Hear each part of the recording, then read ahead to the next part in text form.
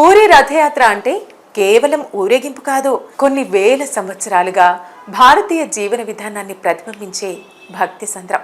పురాణాల పరంగా, సాంస్కృతికంగా సమాజాన్ని ఏకతాటిపైకి తీసుకొచ్చే సంధి బిందువుగా నిలిచే ఈ ఉత్సవం ప్రతి హిందువుని మనస్సును తాకే నమ్మకం.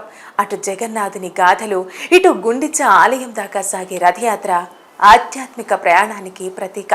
పూరి జగన్నాథునికి 6 దఫాలుగా నైవేద్యాన్ని అందిస్తారు.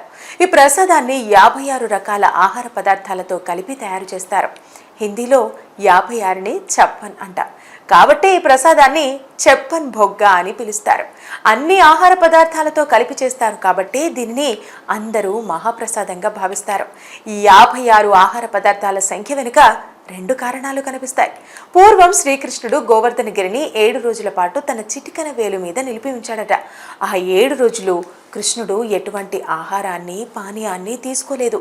ఆ కారణంగా ఆయన భక్తులు 8వ రోజున వారానికి సరిపడా 56 ఆహార పదార్థాలను ఒకేసారి శ్రీకృష్ణుడికి సమర్పించారట. ఆనాడు శ్రీకృష్ణునికి 56 పదార్థాలను అందించారు కాబట్టి ఇప్పటికీ అదే రీతిలో పూరి జగన్నాథునికి ఉపచారం జరుగుతోందని అంటుంటారు.